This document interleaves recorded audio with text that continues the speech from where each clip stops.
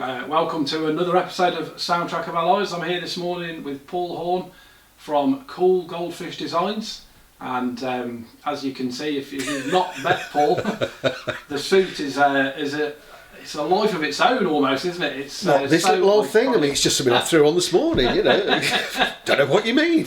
I don't know, and you can probably, if you just maybe stand up for a second, just so anyone who's watching this on YouTube. Oh dear, there we go. It's full glory. No, it's there the we are. trousers, Look at that. Look. it's everything. It's Shirt, tie, the works. the whole lot. Even the shirt's got a little fish on. Look, you know, Yeah, it's branding brought to life, isn't it? I think it's probably what we could say. Yeah, you could probably say that, really. Yeah, I mean, I do live and breathe my brand. I am a walking roller banner for my brand. You know, you can blame my daughter for this, basically, because literally she found it online one day and said, "Hey, Dad, this would be perfect for your business." Ha ha ha ha. Thinking that I was going to say, no, can't possibly wear that. It's unprofessional. No, can't do that. She didn't think that through at all, did she really didn't think that through, and she really doesn't know me at all. For the simple reason, if she did, you know, she would have known that the answer was coming. Yes, I want it, and instead her hands went up in horror. Please don't, please don't. Well, tough. You found it. You highlighted it. I'm having it. End of discussion. You know. And she said, "Well, I'll never be seen with you wearing that suit." Well, that lasted about 2 weeks because she phoned me up, and I'd just been at a networking event. So guess what I was wearing? And she phoned me up from the train station. "Dad, can you pick me and my friends up from the train station?" "Yeah, I can do that. No problem at all." So pulled up, and she came walking across the concourse with her friends, and I got out and I went, "Hi," and she turned around and went back in.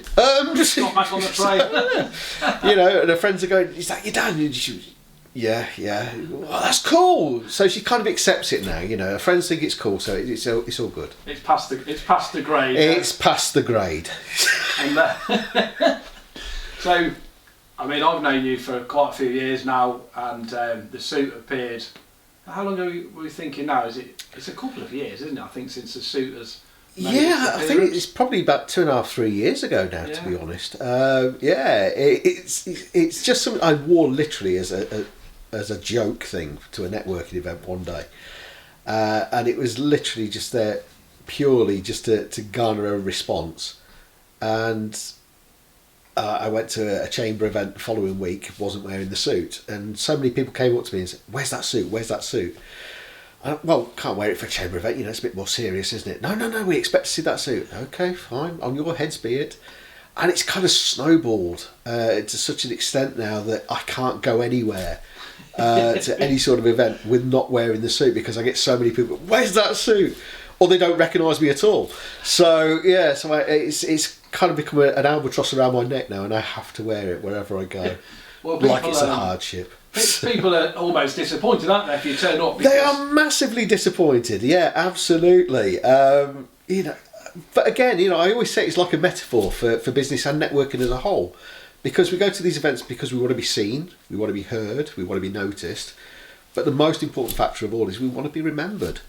And I defy anybody to forget this, basically. Well, it's not possible, is it? Exactly. And also, like we've done earlier, before we started the episode, you get a picture. We've had selfies with them before, but you have 3 of these suits in their entirety. I do. So you brought along the jacket. We've had a couple of selfies with me wearing the jacket next to you. Yes, look out on a LinkedIn page near you soon. That'll be appearing on socials imminently. Probably before the episode goes out, of course. More than likely, yeah. Probably later today, probably. If not tomorrow, you know, definitely. But everybody loves to put the jacket on. I'll get a picture with that because it's just cool, and it's, you know, it's so eye-catching. I think it's great. I think it's absolutely great. Well, do you know what? So many people have turned around to me and they say, you know, they put it on and they go, "Oh my God, isn't it empowering?" You know, and I love that response, to be perfectly honest. But again, you know, there's method to the madness behind it. You know, I mean, I've always classed myself as the madman in the goldfish suit, but there is a little bit of logic behind the madman. Because when other people are adopting the jacket and having a selfie or anything like that, they may be in front of their branding, but because they're wearing mine as well, they're highlighting both businesses, which I think is good, you know, because it shows a collaboration of sorts. And that's what we all want in business. You know, it's to all get along and to work together. Well, that's it. As you build up a community in your area, you work and collaborate really well with other people, don't you? And that's, I think, what really works for me and for you with networking. Absolutely. Is that, and I was going to mention, so before we go on to your first song, and obviously what I'll do is I'll always put all your details in the description below the video. Awesome. Although if anyone just Googles cool goldfish, they'll find you. Do you know what? If you go on Google and you type in "man in goldfish suit," especially in the images, I do appear. You are there, yeah. I do appear. So it's become Googleable. Yes, it's a word. I made it up. So it's not difficult to track you down. Not at all. Not at all. But I mean, that's what it's all about as well. Is in business, you want to be easy to find. Yeah. You want to be tucked away. Absolutely. And so far, in all the time that I've known you and the suit, there are only two people. One that was unable to put it on, and that's Big Nathan, from Birmingham. Nathan's he's a fitness instructor, mentor, bodybuilding extraordinaire. He's a massive guy. He's about 6'4", I think. Yes, we were at a Spaghetti Besties meetup, and Nathan tried it on, bless him, and his arms were stuck up like that. He couldn't get his arms down. It was impossible. Never going to. It would have been Hulk-like if he had brought his arms down. The whole suit would have just gone straight off. That would have been the end of that particular jacket. Absolutely. And then the second guy who politely refused your suit was, of course, one week you won. I think this is called. Is it SBS? Yeah, winners? the Small Business Sunday. Sunday, I walked up to receive my certificate from Theo Prophetis from Dragon's Den, and I offered him a spare jacket, and he very politely turned down. He says, "I think one of those in the picture's enough." I thought, fair enough. I'm not going to push it. No. So almost got it onto one of the dragons, but his face was a picture as I walked up to receive my certificate. Because he'd been there, handing out these certificates for a good hour or so before I appeared, and his face must have been aching from all the smiling he was doing. But he gave everybody the perfect smile and everything for each photo. Of course, I walk up wearing this, and his face just goes, oh. There is a photo of this, isn't there? There is, yeah. I'll have to put that on. When this goes out, I'll put that online as well. Pop that on the bottom of there, because it is a great picture. That's the sheer, what is happening here? Absolutely. But you're probably stuck in his head, in the mad guy in the goldfish suit. Well, that's it, and again, that's what it's all about. If you're memorable for the right reasons, people end up doing business with you organically because, people do business with people. And we haven't actually talked about, we said cool goldfish designs, but in case anyone doesn't know what you do, you are a graphic designer. Well, graphic designer with a bit of a twist, Some say the graphic designer is a bit twisted. Who am I to argue? I do things that are a little bit unusual, as well as the regular things. So yes, I will do the banners and the logos and the branding and all that aspect of it. But I also do the things that are a little bit unusual. So things like video business cards, screen displays for public-facing businesses, which are a perfect way to communicate with your clientele. I like the unusual little projects as well. I've even done beer pump clips. You walk into a pub, and you've got the pump handles and everything with the badges on the front. I've designed those for breweries, which is cool. It's not everybody that can turn around and say, "Yeah, that's my work on the bar." It's kind of cool.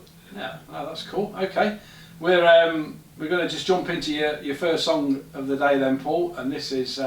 For anybody who is from Coventry, this is quite an iconic Coventry band. You've picked the Specials. Absolutely. And Do Nothing. Yeah, well, it was the first band I ever got into, to be honest. I was probably about 9 years old, so it would have been 1979. Give away my age now. Their first track, Gangsters, kind of really grabbed me. It's that combination of reggae meets punk, meets pop, and modern ska music, basically. And there was a lot of bands coming out at the time, Madness, The Selector, The Beat, but the Specials were the one that really grabbed me. And Do Nothing was that track that was just a little bit different sound from all the rest of them.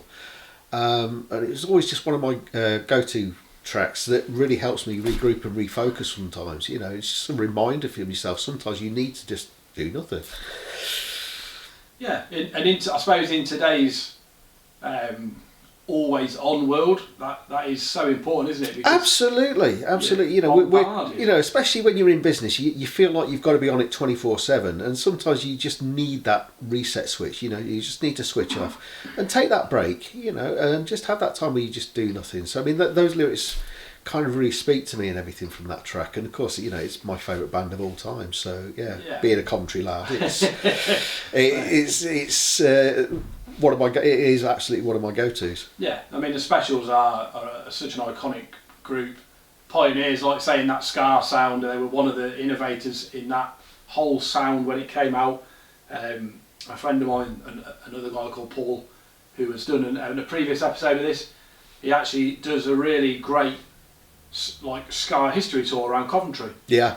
There's so many. I didn't realise quite how many things there were about. Yeah, I mean, there's blue plaques all around the city centre. Everything, fantastic. You know, on previous venues and things like that, and where pubs used to stand that the groups used to go to. There's the Two Tone Trail is quite an interesting one to do. Yeah, and of course we've got the Two Tone. The museum and everything up at the Ball Hill as well. So I mean that's a great place to visit, by the way. Pete Chambers from the Two Tone Music Museum has kindly actually agreed to come and do an episode with me of this in the future. Well, you know that's going to be good, don't you? It's going to be pure gold. I'm really looking forward to that. We're absolutely just finalising a recording date, but that's going to be quite exciting. I might even go and record it at his music museum. No, that would be cool. It would be very cool. That would be cool. What a backdrop. Yeah, it'd be so. In fact, that's what's going to happen. I've just talked myself into that. If you listen to he doesn't know it. He doesn't know it yet. But Pete, that's what's happening. So, yeah, decision made. Anyway. You have no choice in this. Yeah. So we're going to move forward in time a little bit here for your second choice with a very cool artist, I think, and this is Pink. With So What? Yeah, Pink's always been one of those artists that I really like, really admire. Ballsy, gutsy. Yeah. You know, not afraid to speak her mind, not afraid to put it to music. You know, and So What's been one of those tracks that kind of sticks the finger up to the establishments and to naysayers as a whole. You know, basically it's turning around, it's a message that's saying you're not holding me back, you're not dragging me down. I've built this myself, and there's absolutely nothing you can do to tear it down. You can't change that. And I love that fact about her music, you know. And So What is one of those tracks that, you know, really does inspire me, because a lot of people turned around to me when I first started in business and said, it's not something you'll be able to cope with or manage or anything like that, because I'm afflicted with the condition known as bipolar. And so a lot of people were turning around to me and saying, no, you can't do it. And I've never been good at accepting people at their word, things like that. I mean, I had an accident as a kid, nearly chopped off my right foot. I remember you telling me that. Yeah, literally went through glass door, cut through everything. Ooh. Guy's tendons, muscles, everything, all the way down to the bone. And it was touch and go whether I kept the foot to begin with. And doctors were turning around to me and saying, well, it's doubtful, you know, you're going to be able to walk unaided again. And yeah, that didn't really sit well. They said, well, okay, but you can't run. Yeah, that still didn't sit well. Okay, but you can't do any sort of sports, no cross country, anything like that. No, it still didn't sit well. No, not having that. And then they got to the point where it's okay, but no sports, you know, no contact sports, for God's sake, it won't take it, you know, don't do anything like that.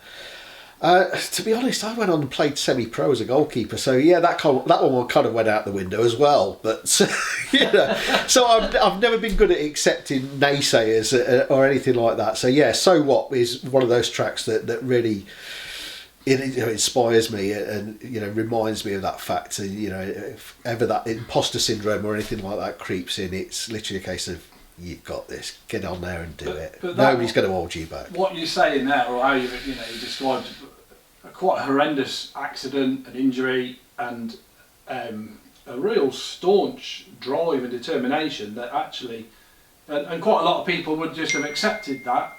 No, I can't do this, can't do that, and they just have this life of not being fulfilled.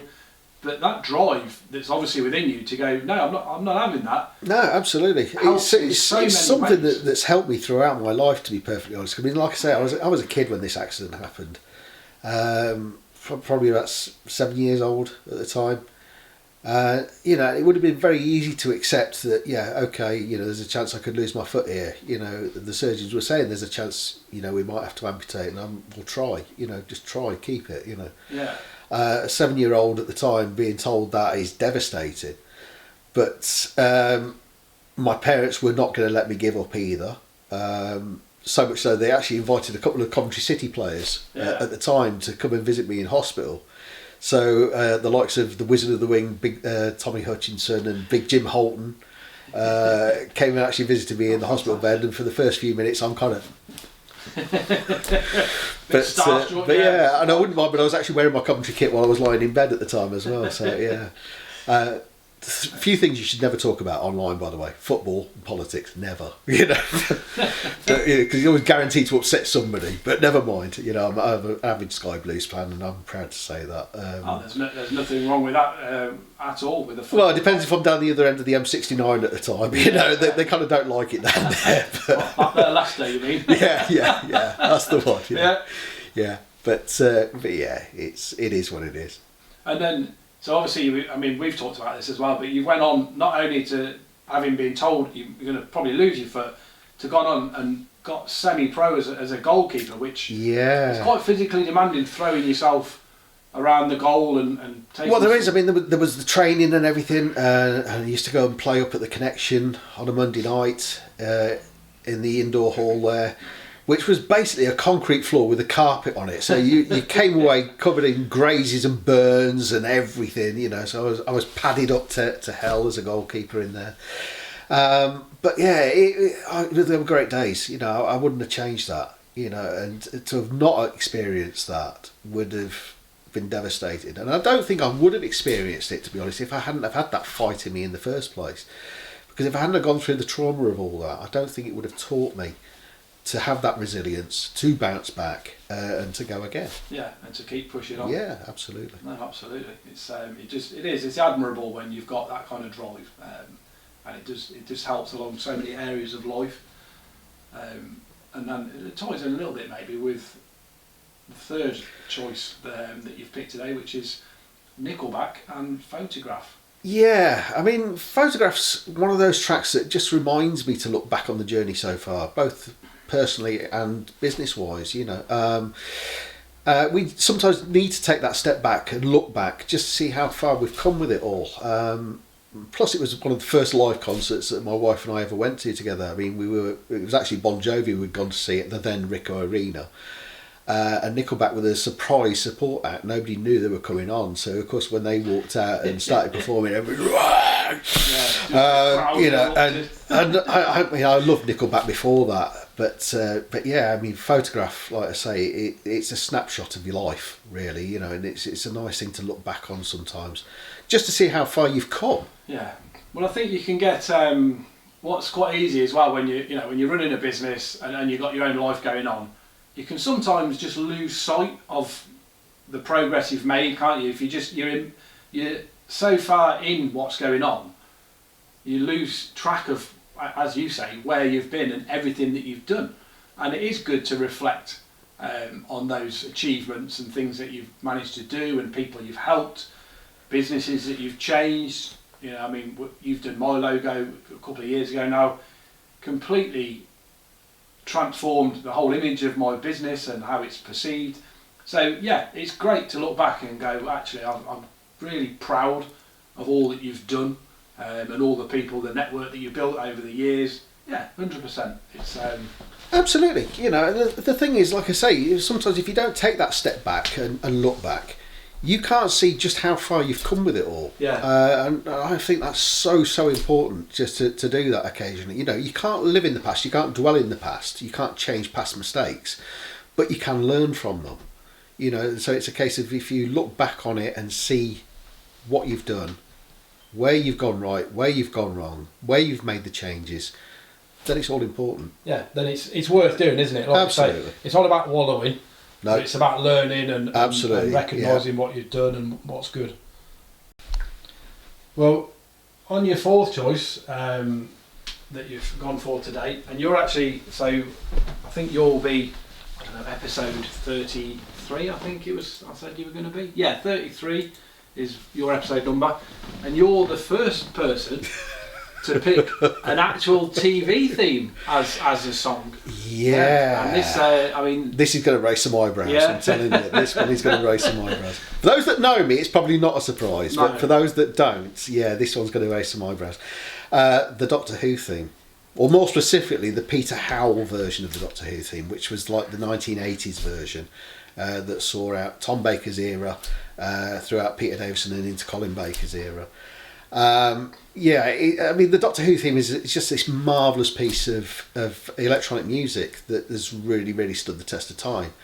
I'm a massive fan of the series, always have been, especially the classic era. So that's all Doctors from Hartnell through to McGann, really. And this version of the theme was the first major overhaul it had had since the 60s.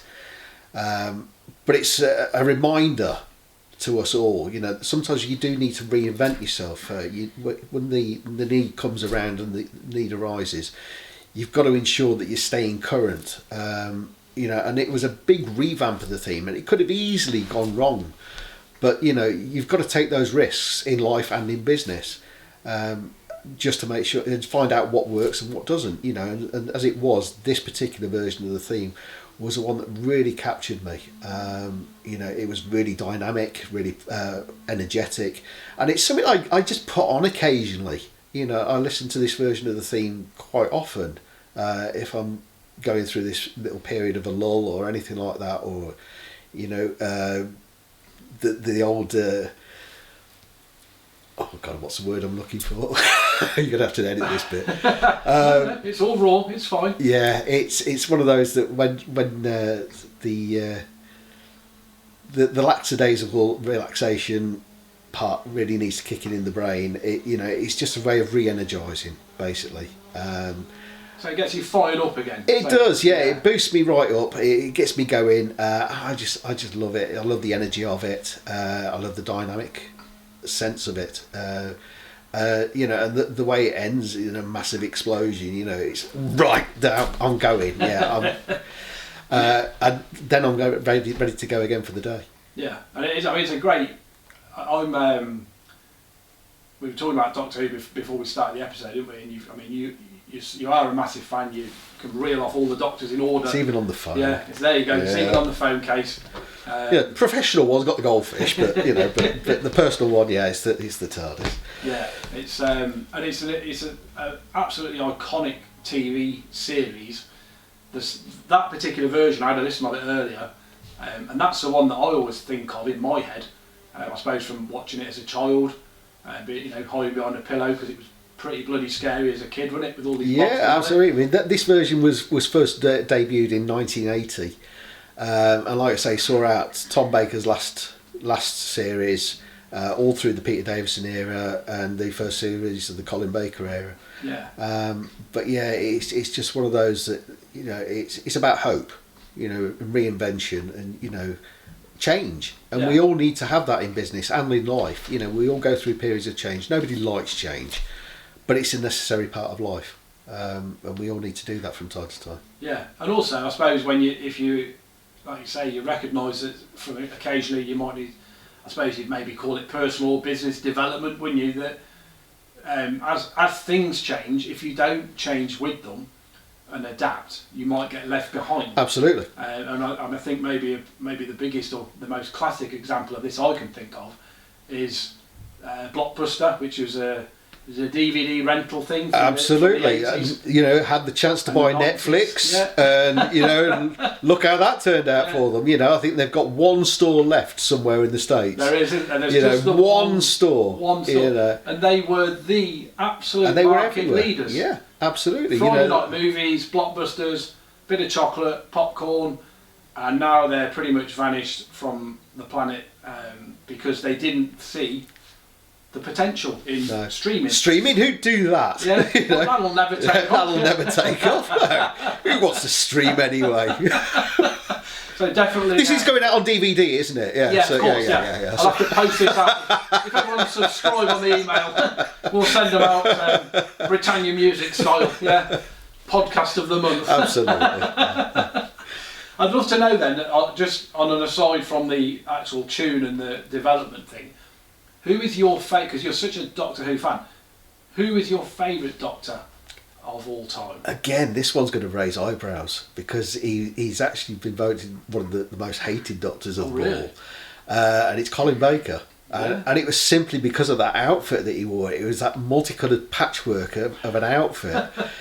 Bright yellow trousers with the red coat with one yellow lapel, one pink lapel, you know, and a cap badge and checkers and, you know, a zigzag waistcoat and blue or red cravat, depending on what it was, you know, what adventure it was. It was so out there. It was, you know, it was very 80s, you know, and that was down to the producer. I mean, Colin Baker himself absolutely hated the outfit.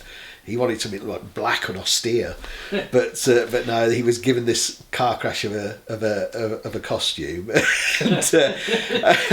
and told to get on with it basically. And you know, he said the only good thing about that costume was I was on the inside looking out. You know, and it's kind of a line I used with this one, to be honest. You know, because you know, people say to me, "Oh God, you're brave wearing that outfit." No, not at all. To me, it's just wearing clothes. You know, I'm on the inside looking out. It's all of you that get the migraine looking at it. So, but again, you know, it's about being memorable, you know. And one thing about Colin Baker's Doctor is you will never mistake him for any other Doctor, you know. So he stood out on his own, didn't he? Absolutely, the only one that ever got the TARDIS comedian circuit working. So yeah. I have no idea.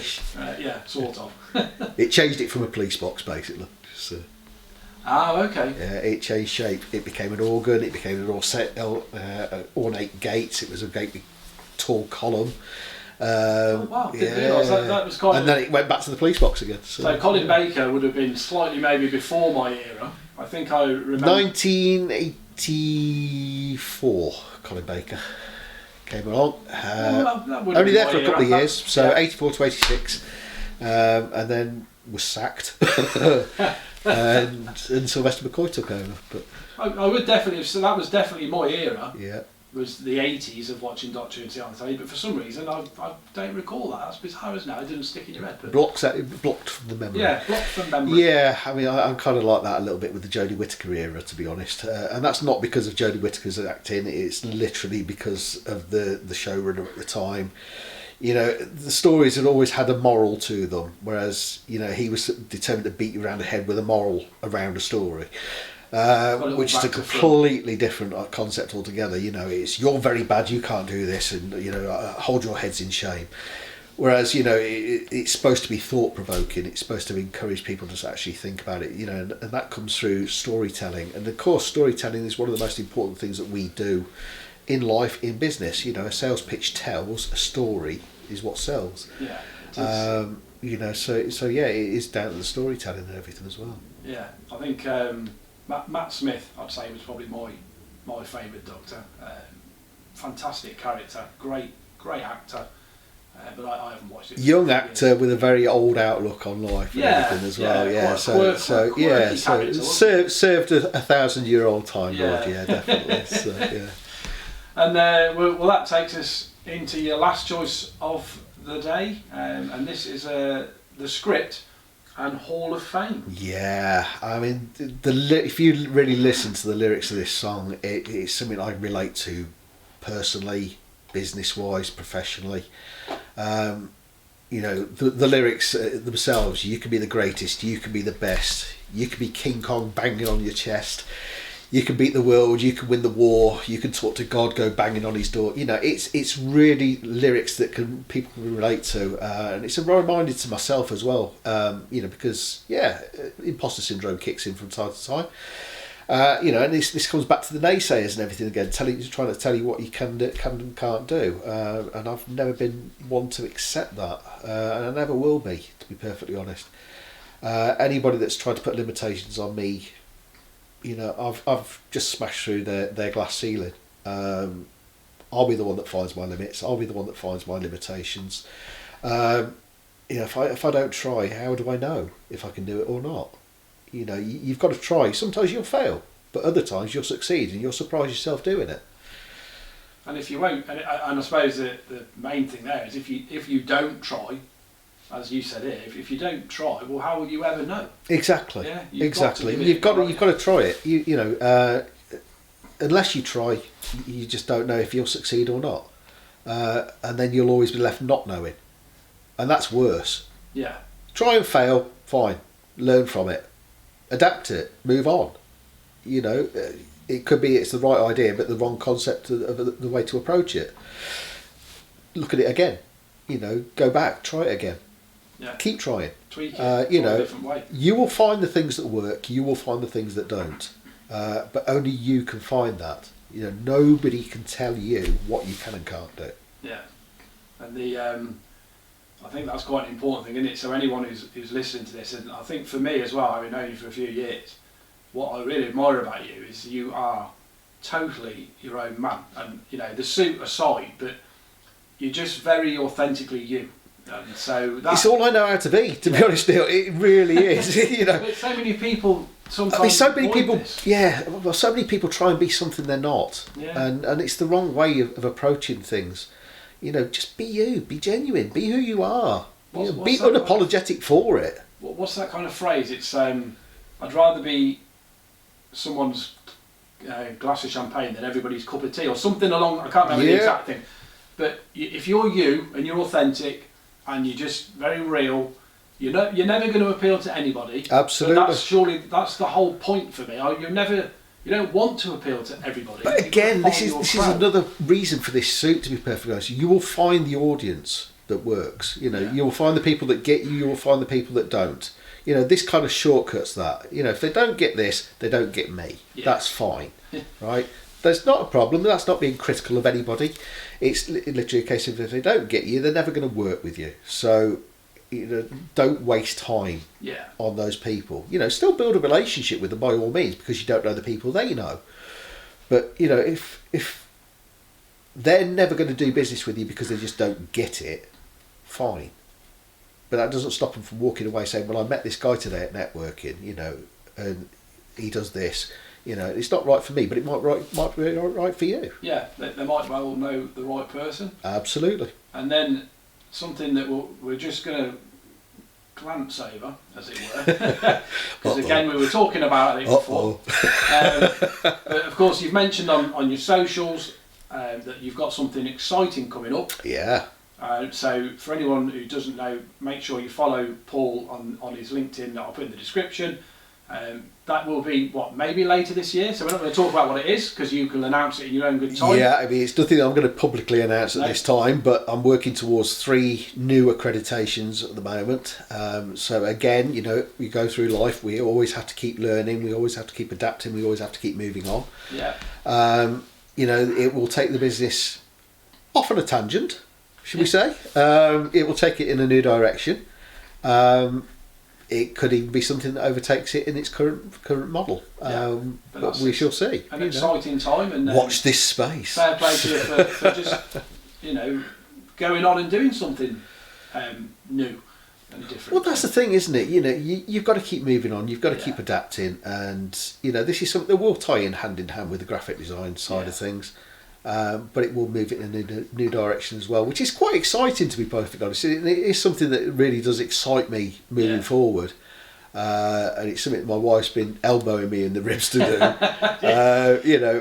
You know, because of circumstances that have gone before. You know, which obviously we've talked about in private, but yeah, watch this space because there are some announcements on that coming soon. I'm looking forward to seeing when that comes out. That'll be cool. So yeah.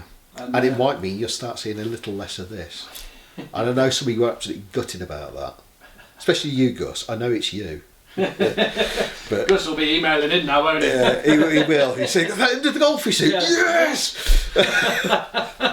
but it's not the end of it. It's not the end of it. It just means it might be seen a little bit less. It's just becoming a little bit rare. Maybe. So make sure you take the photo opportunities. Absolutely. When they arise, Absolutely. So if you see me at an event and I've got the spare jacket, grab it. Because it could be one of your last chances. Could be your last chance. No, that's cool. Well, I really appreciate you coming in, Paul, and it's been great to listen to your stories and all the songs that you've picked. Always a pleasure, never a chore, my friend. Yeah, it's great to see you.